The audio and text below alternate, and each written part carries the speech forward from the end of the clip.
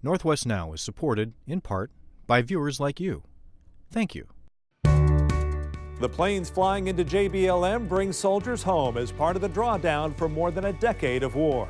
Now, 11,000 veterans are leaving the military and coming into the civilian world each year out of Washington state alone.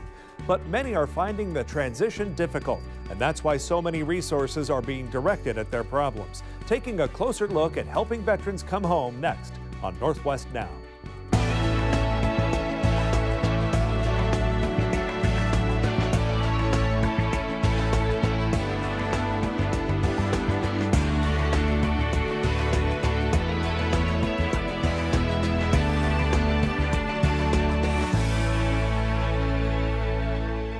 The variety of problems returning veterans can face is staggering, from injuries to mental health issues and relationship problems. But the big one is employment. While the unemployment rate is down below 6% here in Washington state, for post 9/11 veterans, it's nearly 11%. And that's why some veterans are working so hard to get retrained for life after the military. Rally Point 6 in Lakewood is a one-stop resource for veterans transitioning into civilian life. It's made possible by too many partnerships to list, but among the clients, there's a common theme, that going from the military to the private sector is a lot harder than it sounds. I thought that I had great leadership opportunity, great skills, and that it was going to be easily recognized in the private sector, and that I was going to be a lot more in demand than what I wound up being. And when I got ready to leave and I was going through the transition, I began to realize how unprepared I was for the private sector, but also how little I had really given attention to my job search and how little I had given attention to the details as I was getting ready to make that transition. And Pfeffer, who's the operations manager at Rally Point 6 these days, says that's the whole point of all the programs pulled together here, to help soldiers like Daniel Wormuth prepare. He's a 28-year-old Army medic who also now admits that he, too, thought civilian life would be a cakewalk. I thought, I really wouldn't have to do much. I wouldn't have to put a whole lot of effort into it because I've gained a lot of skills in the military, as well as discipline and things like that. And I came to a pretty quick conclusion at the end that the average person, the average employer, doesn't see me on my everyday job. The skills are there, but how to translate them and how to translate them into something that the private sector can understand is not really explained very well. So one of the things that we try to do here at Rally Point 6 is really translate those skills and transfer those skills into something that's a little more palatable to the private sector.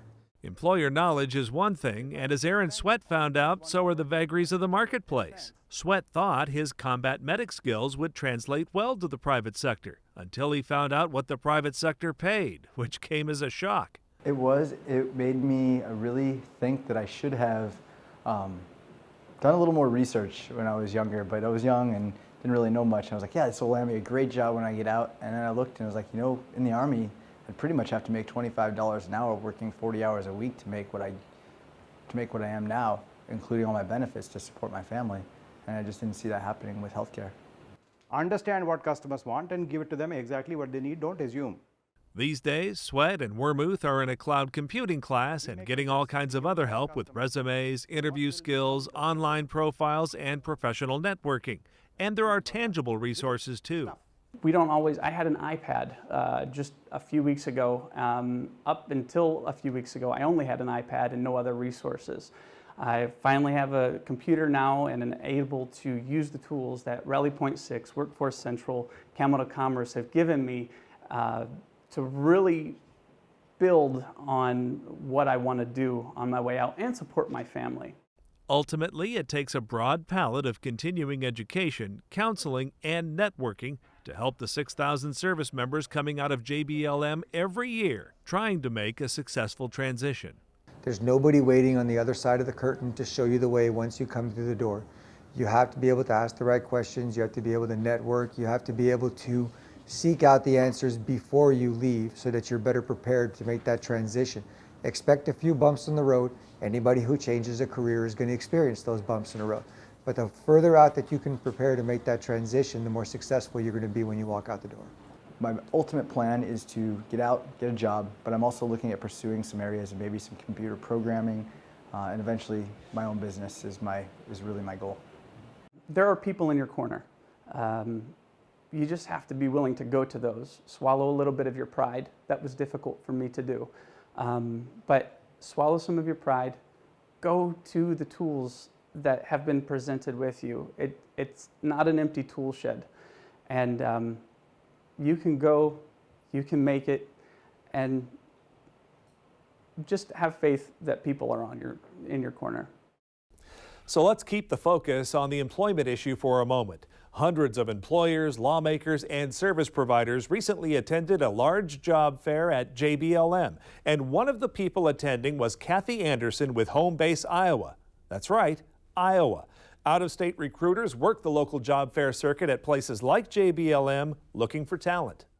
And you go from town to town, and in this case, JBLM, you come to places like Tacoma or Seattle, Washington, to try to pull members of the military into the state of Iowa. We sure do. And in fact, one of the things that we really believe we have to offer is we have over 200 businesses who are hiring veterans. We have over 26,000 opportunities for veterans and their families, their wives, their spouses. We really feel like Iowa has a lot of career opportunities and a lot of business opportunities.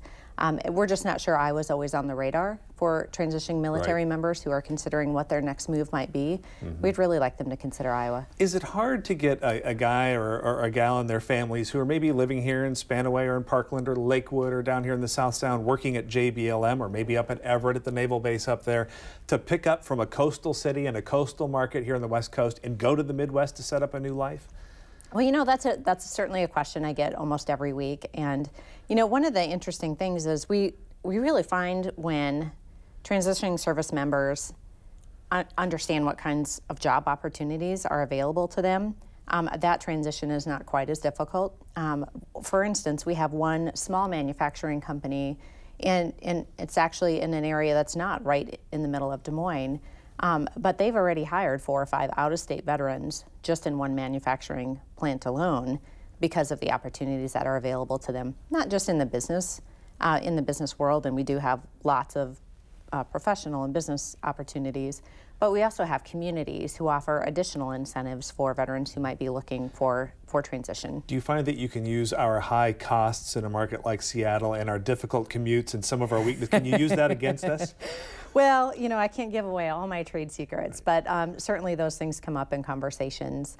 Absolutely. Iowa just has a very enviable quality of life, especially for those who might have children or who someday want to.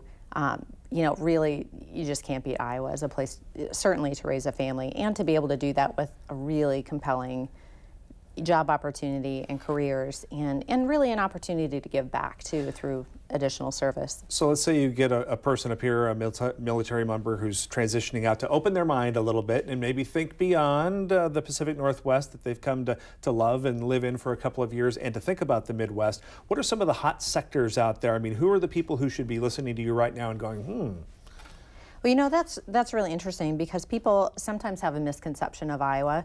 How I like to describe it is if you think of, farmland and those John Deere tractors, you also need to think about the advanced manufacturing and the engineering that goes into the development of those, the exporting and the global impact that we have on markets. But then you also look at the financing behind that, and Des Moines especially, but Iowa in general, some of our largest industries might be unexpected, things like insurance, advanced manufacturing, finance, and even biosciences. All right, Kathy Anderson with Home Base Iowa. I'm not sure if we should let you be cherry picking in this state or not, but would appreciate you coming in and talking with us at Northwest Now about transitioning warriors. Thank you so much for having me. I appreciate it.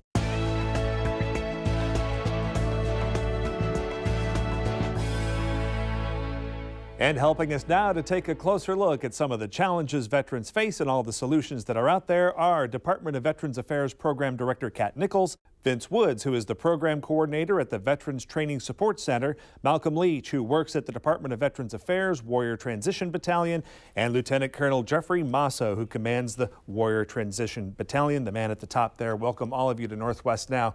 Been waiting for a long time to have a conversation about Veterans Affairs here with JBLM being so close and the Naval State Station up in Bremerton, even the Tacoma Firing Center, Spokane, Fairchild Air Force Base. We have a lot of military in this state. I wanted to start, Kat, with employment. It's kind of the big thing out there that a lot of groups and agencies are focusing on. Veterans are having a problem finding jobs in some cases, and there was a study that was done that said a lot of veterans leave after that first year in their first job, which isn't unusual in the private sector. You're always trying to kind of find your fit. So talk to us a little bit about some of the challenges facing veterans when it comes to employment and what's out there to help them. Well, one of the things we're doing now is being proactive and preemptive. We're trying to make it a streamlined transition for them as they're coming off of the base. We're starting 18 months out. So we're getting them connected with there's one program called the Northwest Edge that we've got going on at Hawk Transition Center on Joint Base Lewis McChord. And that program actually helps them get through all of the resume building process. It's very intensive. It's a 7-week course that prepares them with resumes, interviewing skills, puts them hand in hand in touch with HR recruiters across the state of Washington. They have a lot of networking events so they can start to get to know people and build a network. So as soon as they get out the gate, they have a job opportunity waiting for them. Jeff, Kat gestured at this in her answer, but I wanted you to flesh it out a little bit. There's a new law that says the military, it's okay for the military to let guys do a little work on their transition even while they're in the service. Can you talk a little bit about that? That's correct. What we try to do is promote an atmosphere that helps set a transitioning soldier up for success. Obviously, employment being one of those very important things. So what we have done through the help of Operation Warfire, which is a Department of Defense program, is allow our veterans to get embedded into federal internships and things of such. It gives them some employment opportunities, some employment experience, and then as they transition to the civilian workforce, they have that they can take with them. So there's a little bit of a sacrifice your CO has to make because you might be out doing one of these things as opposed to doing what you'd normally be doing in terms of your assignment, but I guess it all comes out in the end. It does, absolutely. Yeah, good. Camo to Commerce, a lot of job fairs, a lot of training available, tax breaks, veterans preferences, all those things are out there in the mix. Is it the agencies who kind of keep track of those and allow people and tell them to take advantage of them, or does the poor warrior have to have all this in his head? Not at all. It's our goal to have such a strong provider and partner network.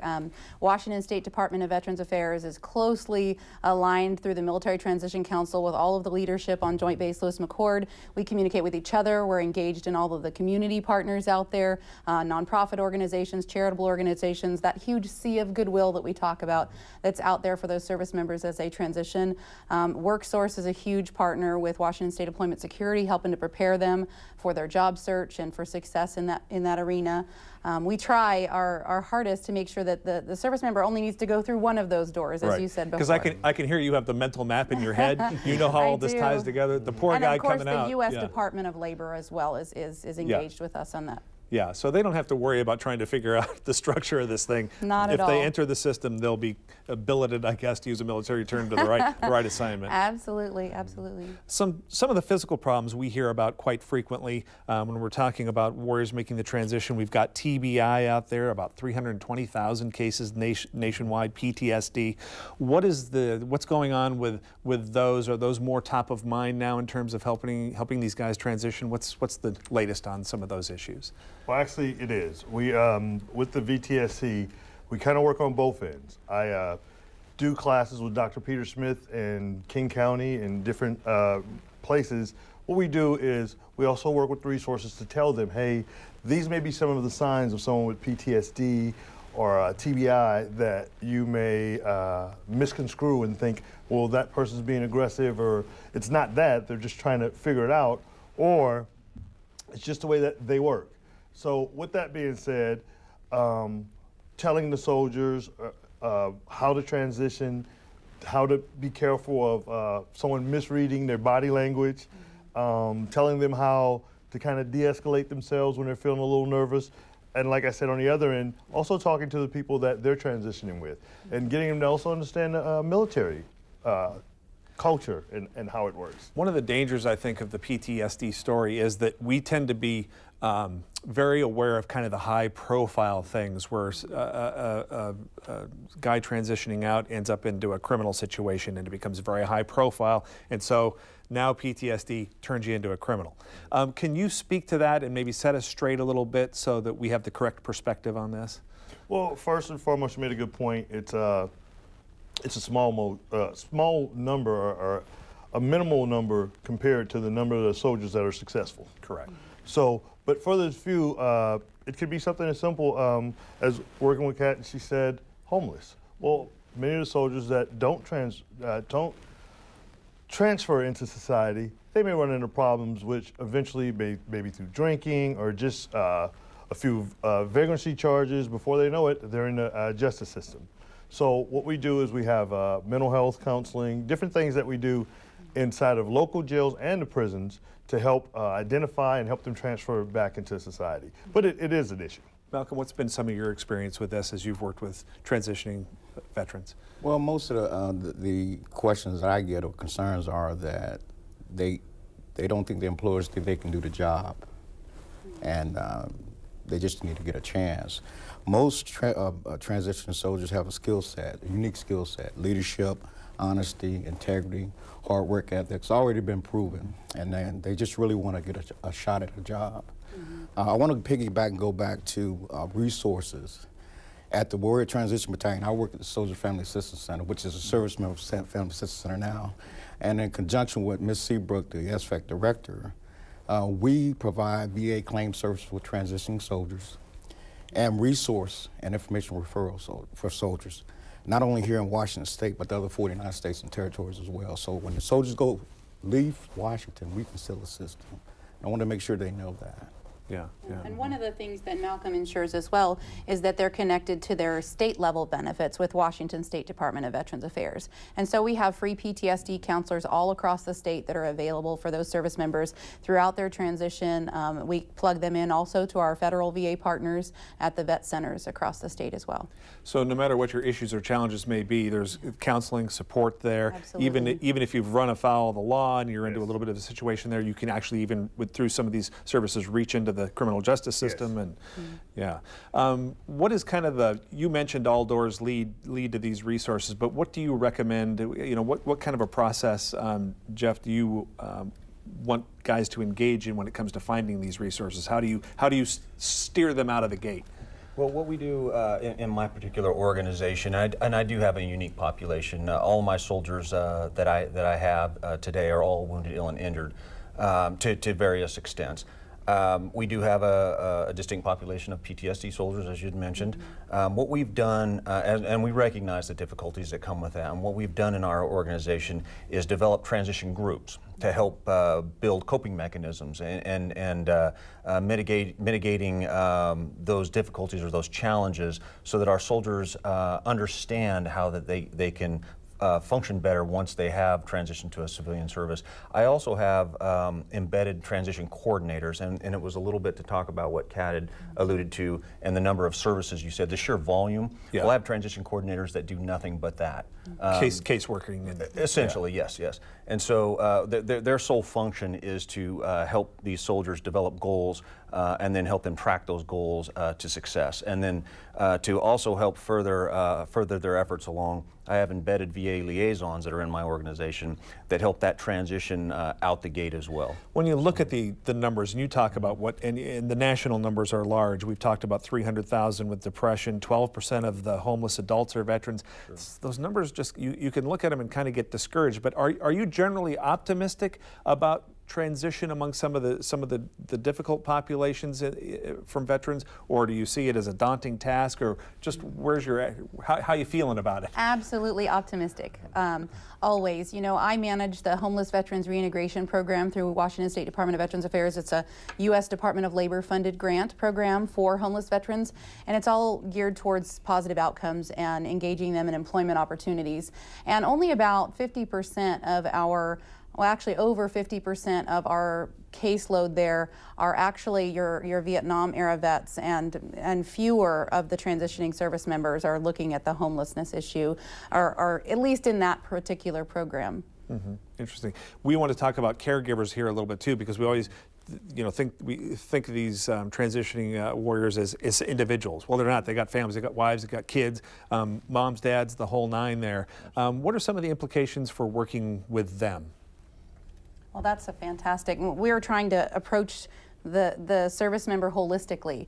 It's our goal to bridge all of the gaps there and to assist the family members as well. Many of the programs that are out there are available to the spouses as well. The vet centers that are out there will counsel entire families together. So there's a lot of resources out there to include the whole family. Yeah, this RAND study says 5.5 million people in this country are actively giving care to a wounded or ill veteran. So there's a larger footprint than just the guy or the gal who's coming out. You've been involved, Jeff, in some innovative programs that have to do with the mental health side, with the Red Badge Storytelling Project at UWT and the Hot Shop Heroes. Absolutely. Things you wouldn't necessarily say glass blowing is going to help a veteran. You wouldn't normally make that connection. How do those tie in? What we found, and there are other programs out there, not just these, but the two that you mentioned are some that are big success stories. Red Badge is something that we entered into with University of Washington Tacoma, and Tom Scarrett was a big factor in there and continues to promote nowadays. What it does is it creates a therapeutic environment for our soldiers and helps them connect and open up. Some of our folks that have challenges with close groups or just sheer interaction in a social setting, it helps widen that aperture a little bit. The Hot Shop Heroes was an idea sparked a little over a year ago, and it's in an effort with the Tacoma Museum of Glass.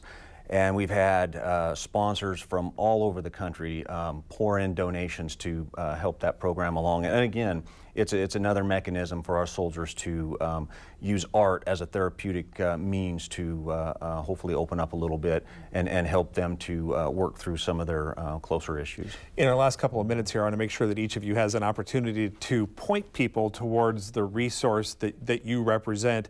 I think you've made the point that you go through one door, you'll get access to all this, but still, it can't hurt. So we'll just start on this end of the table. Kat, if people want to get involved, where do they start with you? I'm going to say go to dva.wa.gov. Washington State Department of Veterans Affairs is the innovators when it comes to State Department of Veterans Affairs. There are 5 national awards from the federal VA, and this year Washington State Department of Veterans Affairs won 2 of them. They're Pillars of Excellence awards, and so we are on the very cutting edge of connecting all of the pieces together through the Military Transition Council, the Veteran Employee Resource Group, the Northwest Edge, the Transitioning Warrior Battalion, our incarcerated and homeless programs. We're really on the forefront of everything, and at dva.wa.gov we can get them connected to wherever else they need to go for additional resources. Vince, if they listen to this program and they know that they want to zero in on the homeless or the incarcerated population and some of the things you deal with in relation to transitioning warriors, how would they reach out directly to you? Again, I would refer to WDVA, but also I want to give Department of Corrections credit, because we have veterans pods at Stafford Creek Corrections Facility. There's many of the counties are turning to veterans courts. So there's a lot of things going on, a lot of transition. But we Northwest Justice Project, they help with civil cases with veterans. So there's tons of things out there, but starting with WDVA, we have a pretty good list, and just contact us. We'll go from there. And Malcolm and Jeff, I know I'll let you speak on this, Malcolm. I know that you represent the same entity, but for guys who are still in the military, they can probably reach out directly to you, I think. They certainly can. If they're transitioning out, going through the medical board process, whether they're assigned to the battalion or not, they can certainly come and contact us at the Service Member Family Assistance Center, Building 959, Joint Base Lewis McChord. We certainly have a lot of resources within the SFAC to assist our transitioning soldiers. And Jeff, last word from you. I'll give it to the guy in uniform. Absolutely. I can't say enough about what Malcolm's folks do over there in the Assistance Center. Again, we have a unique population in the battalion, and with it comes its own challenges. But at the end of the day, it's the folks that have rallied around us in this Puget Sound community. And there's so many. Absolutely. Yeah, absolutely. Good. Great discussion, guys. I hope people feel encouraged that there are a ton of resources, and it's not impossible to access them through the organizations that have built to support our transition. Transitioning Warriors. Thanks so much for coming to Northwest Now.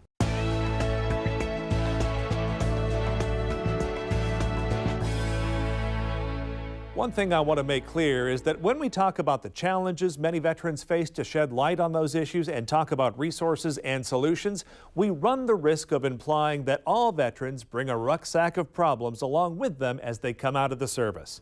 The bottom line, most improvise, adapt, and overcome and make it through the transition just fine. I hope this program got you thinking and talking. To watch this program again or to share it with others, it streams on our website at kbtc.org. Thanks for taking a closer look on this edition of Northwest Now. Until next time, I'm Tom Layson. Thanks for watching.